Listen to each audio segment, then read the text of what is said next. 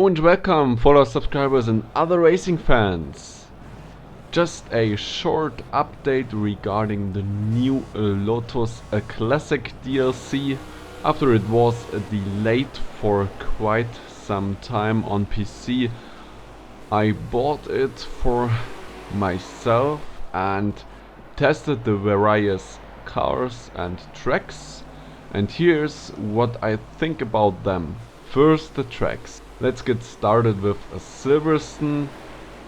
Well, you know, if you watch my videos, I'm not a fan, not particular a fan of the modern Silverstone circuit, and so it is with the historic version of the track.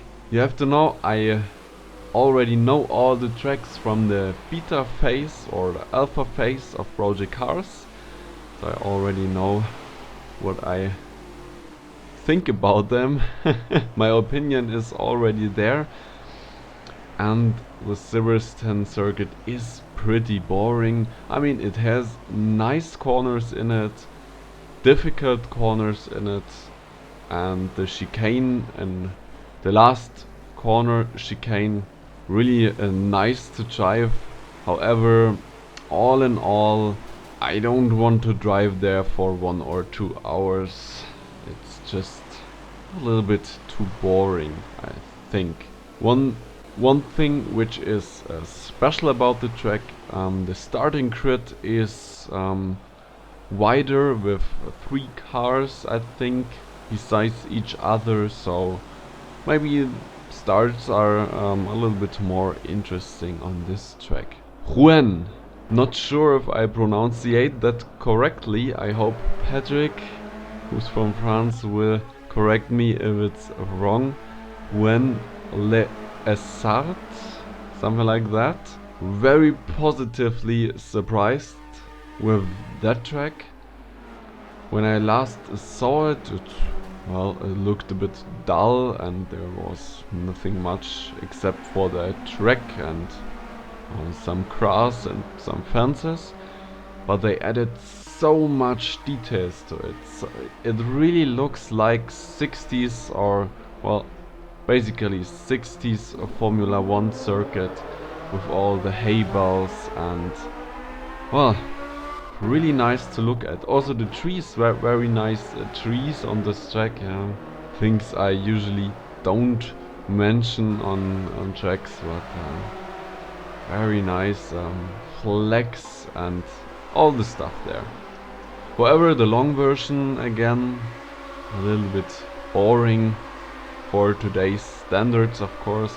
I can imagine in the 60s people didn't think it was boring. However, very long straights, fast corners. I mean, it can make up for nice slipstream duels. However, the long version, not my cup of tea. But the short version, really nice corners, very fast-paced corners mixed with this slower corners, together with the track having not much room, and I mean the track limits with that. You can't go over the track limits without destabilizing or even losing the car. Really nice. Tight track there where you really need to nail your line. It's awesome. Well, while I already have mentioned slipstreaming, third track, Hockenheim.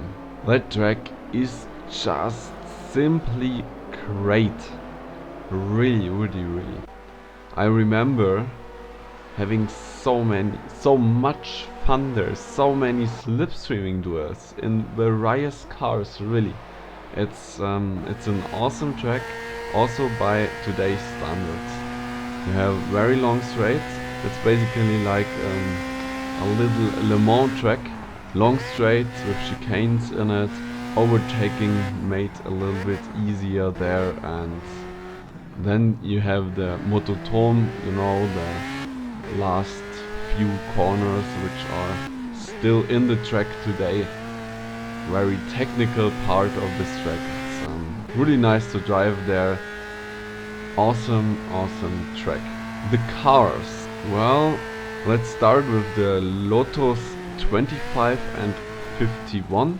Both are relatively easy to drive, which makes them interesting for me, as I'm a bit opposed to cars who are very hard to drive, because I want to race in the cars and not to fight the cars all the time. Very much fun on shorter circuits, like Rouen Short for example. And we have to say the Lotus 25, according to Casey, the baby Lotus 49 is basically a Formula Ford car, which is in the end a predecessor of our Formula Rookie car we have today. So today in Logic cars, of course. So these cars are pretty similar, and they are also driving similarly. I really like the concept of a Formula car without much downforce, yeah, or without any downforce, we have to say. Easy to drive, easy to handle, and great fights for position are sure with that. The Lotus 49C is unfortunately not yet available. After the DLC was already late, this free car is even later. Not sure when it will come. I can imagine it is a wonderful car, as it's basically the Lotus 49 with wings, and the Lotus 49 is missing some grip in my opinion. Of course they drove it like that in the past. However, to drive it nice and clean, it would need a little bit more grip, and maybe the 49C is something to look forward to. We'll see. A little bit of a surprise, the Lotus 40, really nice car, a contender for the Ford GT. You know, it's a car with an actually chassis. It's quite easy to drive, maybe a little bit too understeery. I had problems with that, but the sound is very nice. This is something I usually don't put too much value on. However, a really nice sound in the off-throttle situations, for example. It's really roaring and blubbering and stuff like that. Really cool. You should try that car. Last but not least, the Lotus 38, the Indy car. Well, I like the idea of having a historic Indy car here. However, the purpose of that car is not really distinguishable, I think. Maybe for historic Indy 500 simulations. However, right now it's a nice experience to drive it once or twice. However, I don't want to drive that car in a race. It only has 2 gears. Of course, on an oval you don't need more gears. And it is capable of drive on normal circuits with that. However, in my opinion, not a huge amount of fun. And I can't imagine that people will drive it online, for example, only just for fun. That's what I think, at least. It's also very asymmetrical. The center of the cigar chassis is shifted to the left of the car, so it's not in the center actually.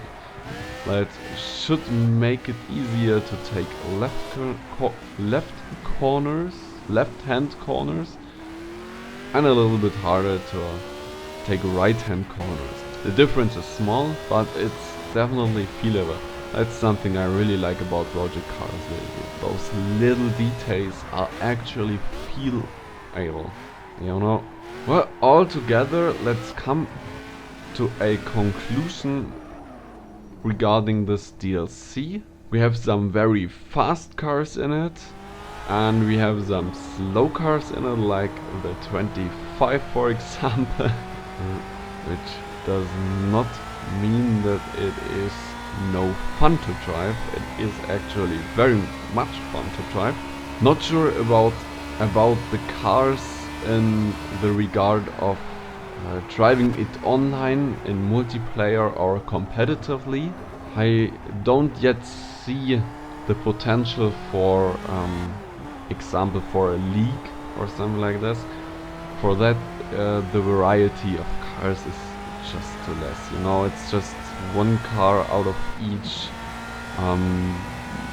decade or each 5 years in history, so you can't really have a nice field with different cars, and I think that will not help for the popularity of those cars. However, for fun Sunday afternoon drives, they are definitely made.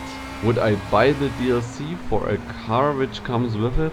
Well, I can't say yet, because the 49C is missing. The 40 is kind of the car where I can say, okay, the DLC is worth buying. Yeah. The tracks, completely opposite. I think they are brilliant. Rouen, short, wonderful. Hockenheim, classic, wonderful. So for those both tracks, it's definitely worth buying. For the other two, Rouen Long and Silverstone Classic, I'm not really sure, but they are a nice addition if you plan to buy it anyway. When I close my eyes, I can already imagine how glorious the races will be at Hockenheim and at Rouen Short and league races and slipstreaming duels. Really looking forward to those kind of events. I'm a little bit disappointed about the missing tracks. I mean, we had the historic Spa-Francorchamps track already in Project Cars in the beta phase, so we kind of missed this one. Also Monza, I know SMS is working on this track right now, still working on it, so it will probably come at a later point, I hope so at least. And this is a track I'm really looking forward to, and I'm really missing it in this car pack. You know, just looking into the future while actually looking into the past. The Monza track will feature a combined version with the oval and the rest of the track, so a 10 kilometers track, which will be really awesome, really awesome track. That's why I'm a little bit disappointed. But to end the video with some positive facts, as I mentioned, there are at least 2 cars and 2 tracks which are worth buying. So the price, at least here in Central Europe, is €7.50. So that's the most expensive expansion so far. However, 2 cars and 2 tracks. On the other expansions, I mainly had 1 car and 1 track I was looking forward to. So I guess this checks totally out. So I don't tell you to buy it or not, but my recommendation is to try it out and have some historic fun. So this is it for now. Thanks for watching and see you next time. Bye bye.